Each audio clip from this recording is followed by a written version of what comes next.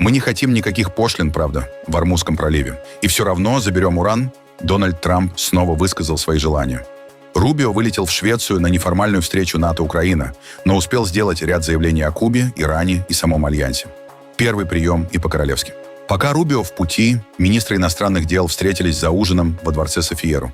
Путин и Лукашенко наблюдали за ядерными учениями. Как всегда уверяют, все только в оборонительных целях. Ливан подсчитывает убытки, эксперты прогнозируют новый виток нефтяного кризиса уже в конце следующего месяца, а иранская пропаганда пытается сыграть на действиях Трампа. Кубинцы снова обвиняют Америку в провокациях и готовятся к вооруженному сопротивлению. А теперь об этом подробно и по делу. Это один день. Подпишитесь, поставьте лайк этому видео и оставьте свой комментарий. Заранее спасибо и начинаем.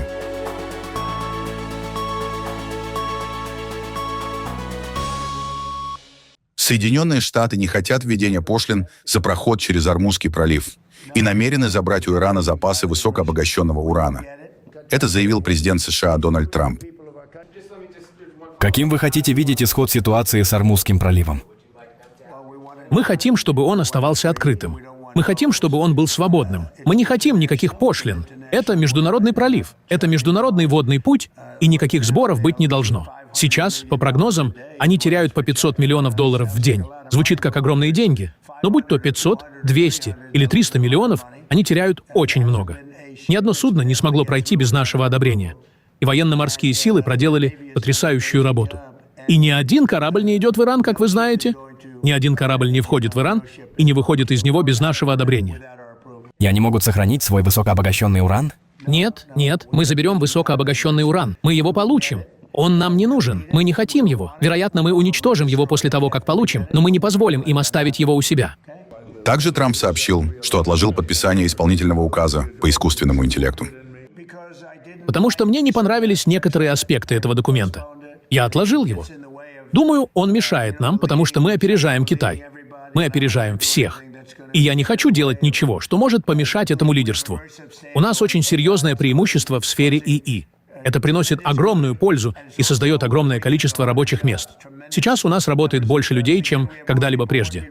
Я действительно подумал, что это могло бы стать препятствием, и хочу убедиться, что этого не произойдет. Подождите секунду. Когда вы встречались с председателем Си на прошлой неделе, вы обсуждали ИИ? Да, обсуждали. Он признает, насколько хорошо у нас идут дела.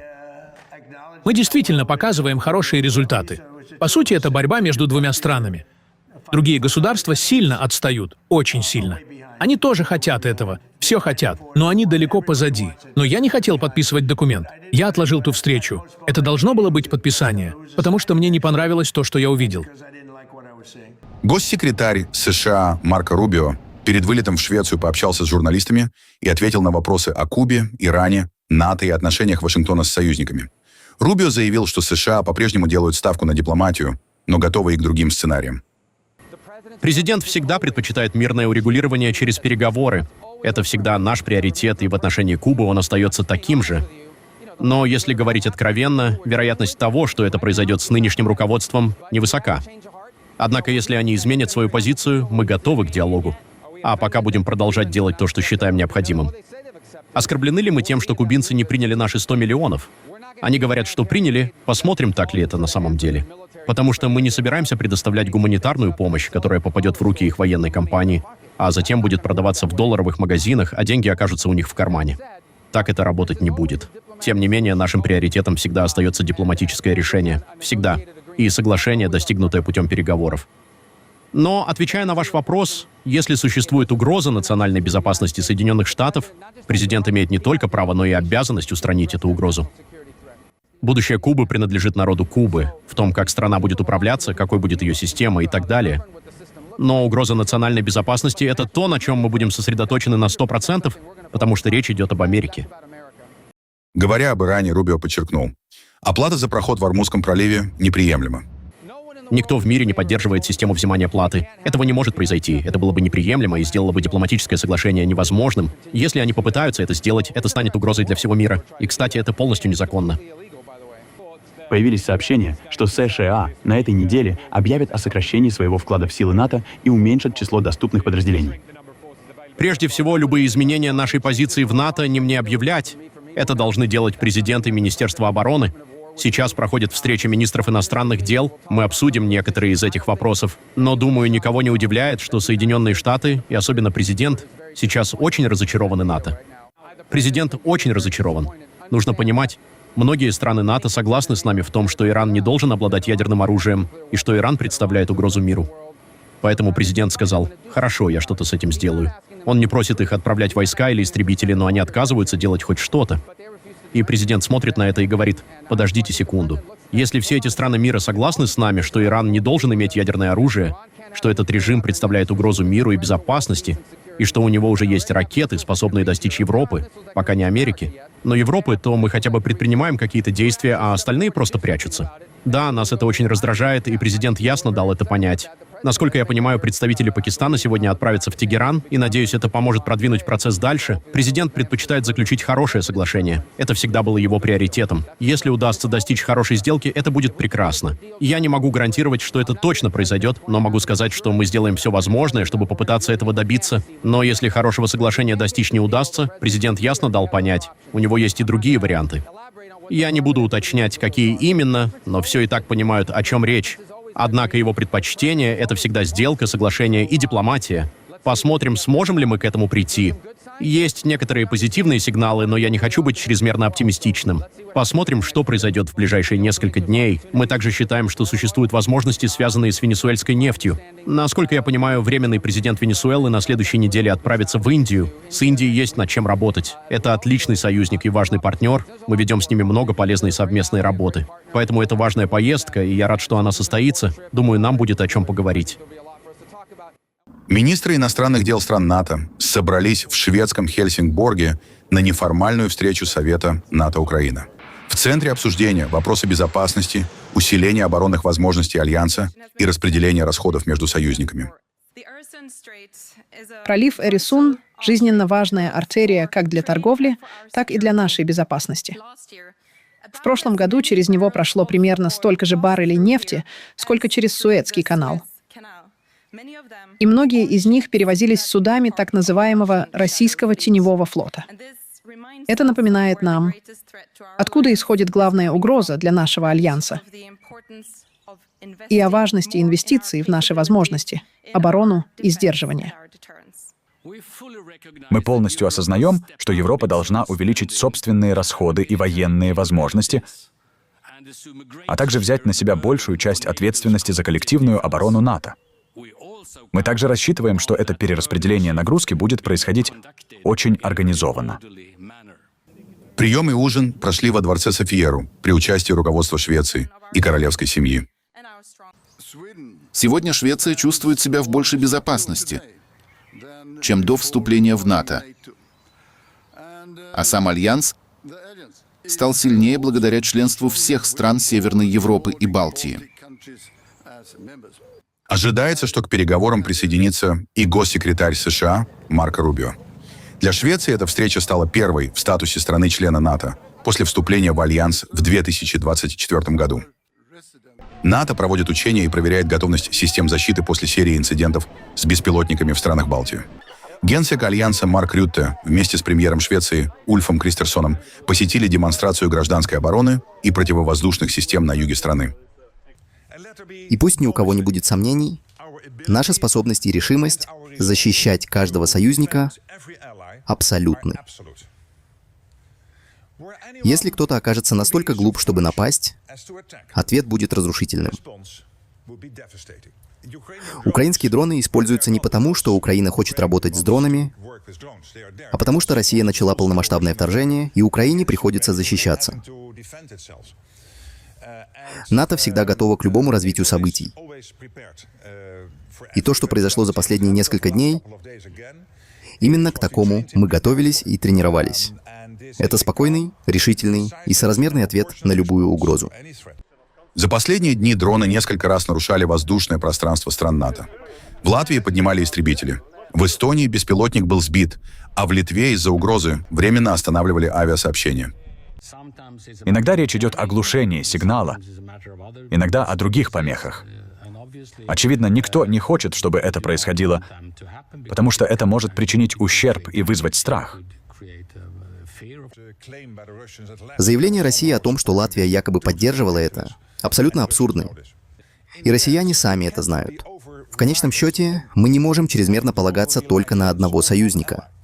Это просто нездоровая ситуация. Именно поэтому мы договорились с Соединенными Штатами, что они, конечно, сохранят участие, как в рамках ядерного зонтика, так и в обычных вооружениях, но европейцы будут брать на себя больше ответственности за собственную оборону. Постепенно и так, чтобы это не ослабило общий уровень сдерживания и обороны НАТО. Украина должна быть очень точной при использовании дронов, чтобы избежать вмешательства России в их маршрут. Это заявил министр обороны Польши Владислав Косиняк-Камыш после серии нарушений воздушного пространства в странах Балтии. Несколько дней назад было принято очень хорошее решение сбить его, и операция была проведена эффективно. Господин министр, поздравляю вас. Это была операция по уничтожению украинского дрона, но такого, который нарушил территорию. Украине здесь нужно быть более точной, конечно, чтобы не давать поводов для российских провокаций. Следует ожидать, что Россия всегда будет пытаться использовать такие действия, поэтому здесь мы должны быть очень точными. Украина должна быть очень точной. Наши территории неприкосновенны. Их нельзя нарушать, им нельзя угрожать. Мы будем защищать наше воздушное пространство. Россия и Беларусь провели одни из крупнейших за последние годы совместных ядерных учений. В маневрах участвовали стратегические ракетные войска, авиация, флот и подразделения двух армий. На фоне войны против Украины и роста напряженности с НАТО Москва демонстративно вывела на учения межконтинентальные ракеты, атомные подлодки и носители гиперзвукового оружия. Во время маневров российские военные выполнили пуски ракеты «Ярс» и гиперзвукового «Циркона». Также были показаны комплексы «Искандер-М», подводные лодки класса «Борий», стратегические бомбардировщики Ту-95 и истребители МиГ-31 с ракетами «Кинжал». В Кремле заявили, что все задачи учений выполнены полностью. Сегодня в рамках учений мы проводим первую совместную тренировку армий России и Белоруссии по управлению стратегическими и тактическими ядерными силами. Уже отмечал и вновь подчеркну, использование такого оружия, ядерного оружия, это крайняя, исключительная мера обеспечения национальной безопасности наших государств. Вместе с тем, учитывая рост напряженности в мире, появление новых угроз и рисков, наша ядерная триада, как и прежде, должна служить надежным гарантом суверенитета союзного государства России и Беларуси. Обеспечить решение задач стратегического сдерживания, поддержания ядерного паритета и баланса сил на глобальном уровне. Мы никому абсолютно не угрожаем, но у нас есть такое оружие, и мы готовы всячески защищать наше Отечество от Бреста до Владивостока, наше совместное Отечество, и будем делать это всячески. Вот единственная демонстрация с нашей стороны, я думаю, вы с этим согласитесь. А коли что-то есть в наших руках, мы должны уметь этим пользоваться. Я тут, Владимир Владимирович, объехал все объекты, вокруг посмотрел в Беларуси, на востоке, в центре. Все находятся в хорошем состоянии. По данным Москвы, в учениях задействовали около 64 тысяч человек. Российские власти называют эти маневры ответом на новые угрозы и рост напряженности у границ союзного государства. При этом в Кремле подчеркивают, что не собираются вступать в гонку вооружений, но продолжат модернизацию ядерных сил. Учения проходят на фоне взаимных обвинений между Россией и странами НАТО из-за активности беспилотников в Балтийском регионе. Москва обвиняет страны Балтии в содействии украинским атакам, тогда как в НАТО эти заявления отвергают. Дополнительное раздражение у Кремля вызвали заявления литовских властей о возможности давления на российский Калининградский регион. Задачи выполнены полностью. Хочу поблагодарить всех, прежде всего президента Беларуси Александра Григорьевича Лукашенко, всех участников этой работы, тренировки, военнослужащих российской и белорусской армии за хорошую организацию, грамотную работу, четкие действия. Такая совместная работа, безусловно, укрепляет наше боевое братство, слаженность частей и соединений. Важно и дальше повышать уровень подготовки стратегических и тактических ядерных сил, развивать все их составляющие. При этом, как уже говорил, мы не намерены втягиваться в гонку вооружений. Наша ядерная триада будет оставаться на уровне необходимой достаточности. В рамках госпрограммы вооружения планируем оснащать РВСН новыми ракетными комплексами как стационарного, так и мобильного базирования. Как вы знаете, недавно успешно прошли испытания межконтинентальной баллистической ракеты «Сармат», которая обладает высокими тактико-техническими характеристиками и способна преодолевать все современные и перспективные средства противоракетной обороны. Продолжим принимать в состав военно-морского флота современные атомные подводные крейсеры, а воздушно-космические силы – новые и модернизированные стратегические бомбардировщики. Безусловно, будем повышать боеготовность других видов и родов войск. Евросоюз должен ускорить расширение после войны России против Украины.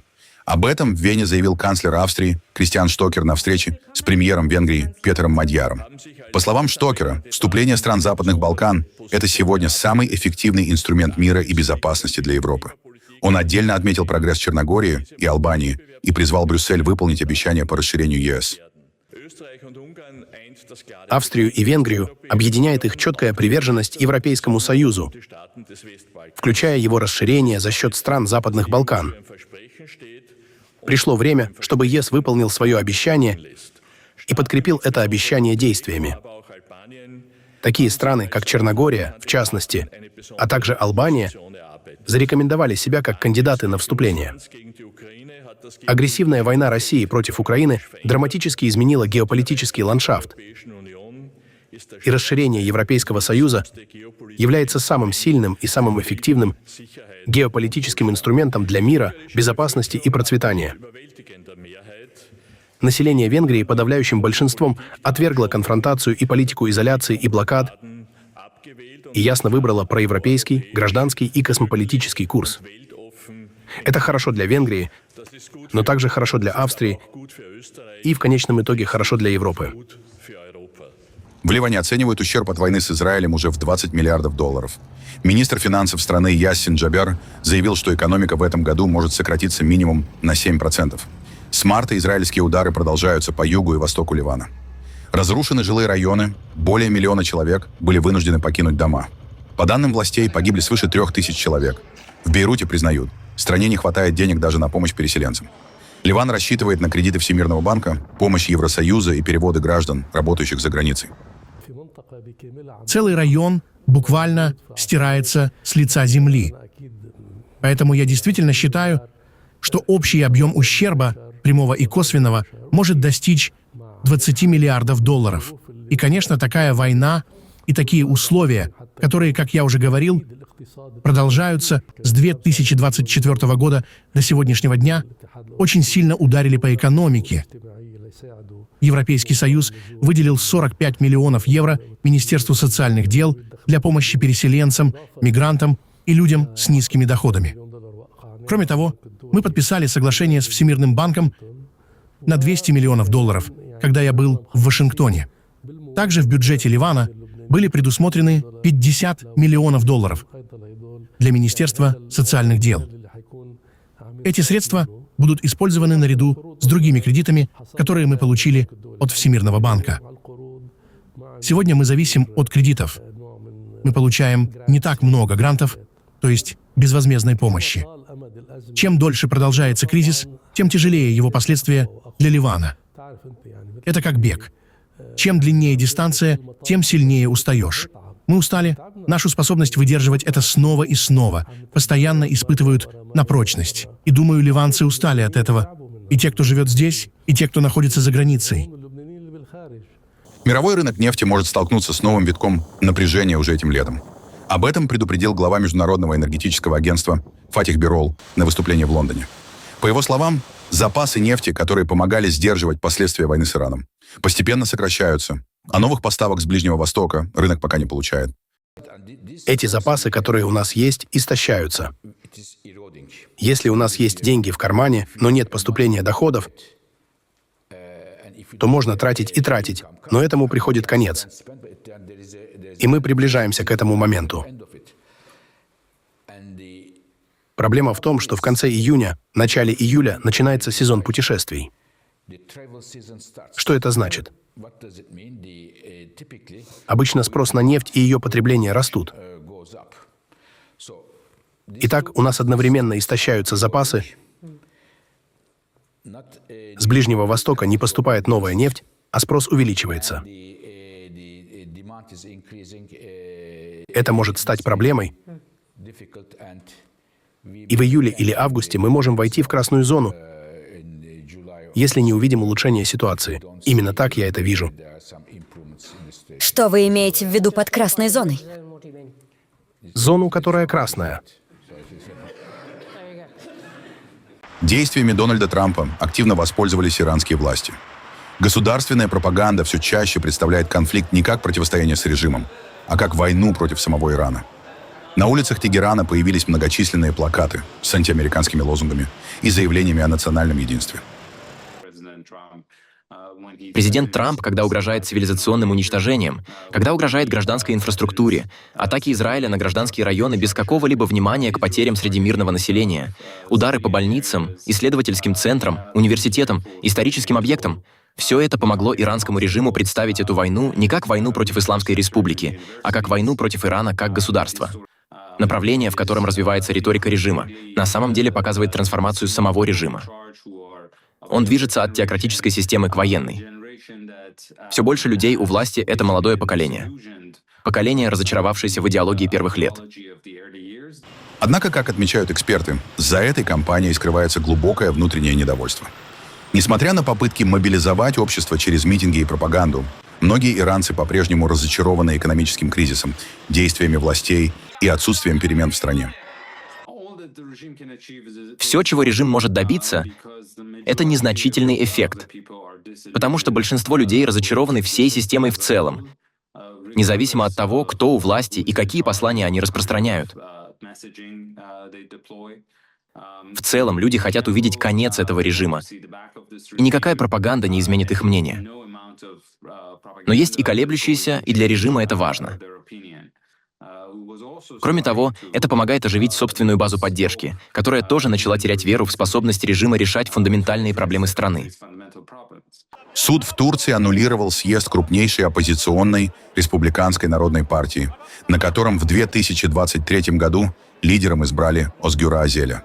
Решение фактически возвращает руководство партии бывшему главе СИАКП Кемалю Кылычдароглу и уже вызвало волну протестов среди сторонников оппозиции. У штаб-квартиры партии в Анкаре собрались тысячи людей. Они скандировали лозунги против решения суда и обвиняли власти в давлении на оппозицию. Некоторые протестующие называли происходящее институционализацией фашизма и заявляли, что правосудие в стране больше не существует. В самой СХП решение суда назвали попыткой политического переворота против крупнейшей оппозиционной силы Турции.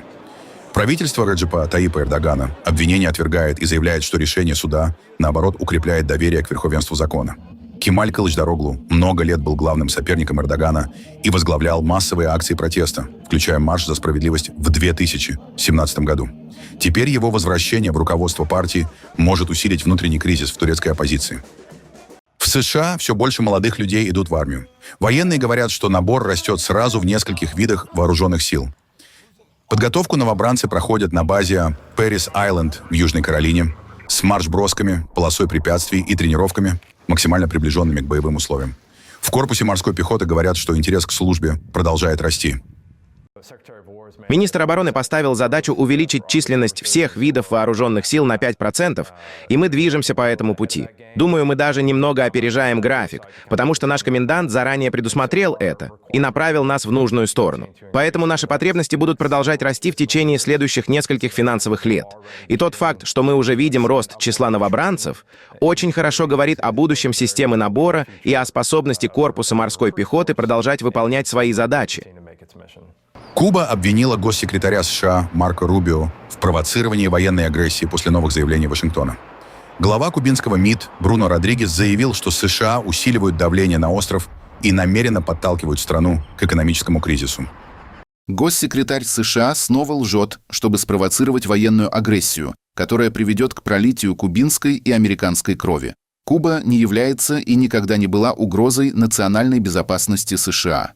Именно правительство США жестоко и систематически атакует кубинский народ и в последние месяцы пытается спровоцировать отчаяние населения и коллапс экономики, запрещая импорт топлива и усиливая экстерриториальный характер блокады. Героев нашей Родины не будут унижать. Нашу историю и традиции не будут оскорблять без ответа. Не на Кубе. Наш народ стойко преодолевает ежедневные трудности и нехватку ресурсов. главным образом вызванные геноцидной блокадой, чтобы ответить на очередное бесчестие со стороны исторических врагов кубинской нации, попытку судить лидера революции в американском суде. Эта новая агрессия еще больше сплотила нас и усилила чувство чести, достоинства и антиимпериалистического духа народа, который уже признан во всем мире за свое мужественное сопротивление любым формам подчинения империи. Армейский генерал — это Куба, и Кубу уважают. Увидимся завтра на антиимпериалистической трибуне. После обвинений США против бывшего лидера Кубы Рауля Кастро жители Гаваны начали говорить о готовности защищать страну от внешнего давления. Вашингтон связывает Кастро и 5 пилотов кубинских ВВС с инцидентом 1996 года, когда были сбиты самолеты группы кубинских иммигрантов. На улицах столицы звучат как слова поддержки бывшему руководителю страны, так и тревога из-за тяжелой экономической ситуации. Кубинцы жалуются на перебои с электричеством, нехватку еды и проблемы с транспортом. Я думаю, что Рауль — человек принципов. Всю свою жизнь он был прямолинейным, был открыт рядом с Фиделем. То есть он пошел по стопам своего брата Фиделя и стал человеком, который заслужил любовь народа и международное уважение, потому что следовал по пути своего брата. У него нет никаких проблем, ни здесь, ни за границей. Я думаю, он вел себя правильно, а все, что они делают, просто чепуха. На них правительство США не стоит обращать внимания. Мы переживаем очень тяжелое время как страна. Проблемы с электричеством, продовольствием и транспортом, и все это только усугубляет ситуацию. Это лидер, который у нас был всегда. Мы никогда не знали ничего другого. Поэтому я не знаю, как мы можем... Или как люди на самом деле отреагируют. Таково мое мнение. Они хотят захватить Кубу любой ценой, и мы, кубинцы, готовы умереть за эту страну. Если они попытаются сделать то же самое, что сделали в Венесуэле, у них может получиться, но только через кровопролитие, потому что мы, кубинцы, готовы умереть за эту страну. Если они действительно хотят решения для Кубы, если они действительно хотят, чтобы Куба развивалась, если они действительно хотят, чтобы Куба стала процветающей страной, тогда они должны снять блокаду. И сделать это прямо сейчас. В Японии пожар уничтожил храмовый зал Рейкадо, где более 1000 лет хранился священный вечный огонь. По легенде, его зажег буддийский монах еще в IX веке. Именно от этого пламени был зажжен мемориальный огонь в парке мира Хиросимы. Пожарные предполагают, что причиной возгорания мог стать сам священный огонь, однако его успели вынести в безопасное место. В берлинском зоопарке показали редкого карликового бегемота, который появился на свет всего 10 дней назад. Маленькая самка впервые приняла ванну на улице. В кадре она плещется в небольшом тазу и забавно шевелит ушами. Детеныш родился 9 мая и пока еще не получил имя. В зоопарке говорят. Бегемот быстро набирает вес и уже почти вдвое тяжелее, чем при рождении. Сейчас он весит около 10 килограммов. Карликовые бегемоты считаются редким видом и ведут одиночный образ жизни. Поэтому заботиться о малыше мама по кличке Дебби будет самостоятельно.